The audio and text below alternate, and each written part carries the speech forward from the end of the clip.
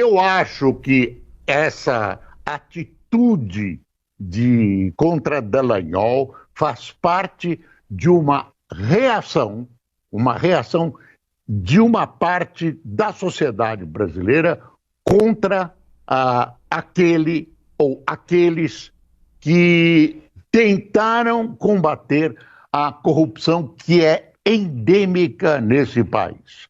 Então, está aí uma vingança dessa parte da elite brasileira, que não suporta quem os enfrente. Nunca um presidente da República, por exemplo, a não ser no caso do Lula, foi preso no Brasil. E agora começou e de repente aparece um juiz que resolve peitar essa corrupção e acabou no que acabou. Discordar em tudo que você disse com absoluta tranquilidade, porque eu estou discordando de alguém que eu vejo há muito tempo. Se outro estivesse no lugar dele e fosse o Dallagnol promotor eleitoral, com certeza o Dallagnol teria entrado com ação exatamente aquela que ele sofreu. Porque eu fiquei 30 anos no Ministério Público e posso dizer isso com absoluta tranquilidade. Nenhum promotor deixaria de processar Dalton Dallagnol. Nenhum. Ele tinha 2 condenações já em processo administrativo.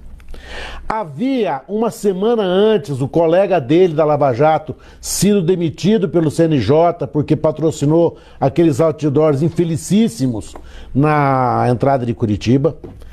Estava na ponta para ser julgado, pronto para ser julgado. Quando a gente fala, querido Boris, que eram meros procedimentos preliminares, não acredita nisso não, querido. Porque houve defesa, ele se manifestou, esses procedimentos preliminares dentro do Ministério Público é um pré-processo administrativo. E havia uma situação, querido Boris, terrível. Ele, Dallagnol, havia adquirido um aparelho chamado Guardião, que é aquele aparelho onde se depositam as conversas gravadas, que só poderia ter sido adquirido pela Procuradoria-Geral da República. Não foi. Com autorização do juiz de direito também não foi.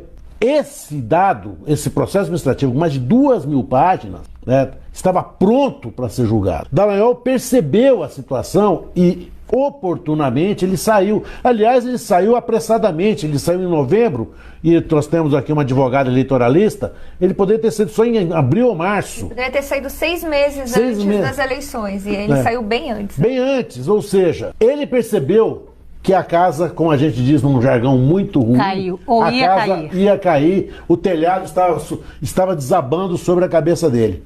Correu e deixou para trás. O que a gente tem que entender é o seguinte: a justiça, depois que as coisas passam, ela olha para o campo minado que ficou atrás. É este campo minado que ficou atrás, querido Boris, que justificou a decisão do Supremo. Nós tivemos um juiz que não foi juiz, ele foi um acusador. Tanto assim bem sucedido que ele trocou a toga pelo cargo de ministro. Tão logo as eleições terminaram. Nós não podemos esquecer desses fatos. Lula não foi de jeito nenhum processado por uma justiça que a gente pensa numa palavra absolutamente simples, que ninguém sabe de jeito exatamente o que é, mas todo mundo sente exatamente o que significa, que é uma justiça imparcial. Lula caiu num alçapão, onde ele seria moído, e seria o resultado dessa moagem de Lula até o trampolim do Sérgio Moro para o Supremo Tribunal Federal, que quebrou no meio do caminho por problemas no relacionamento dele com o ex-presidente Bolsonaro.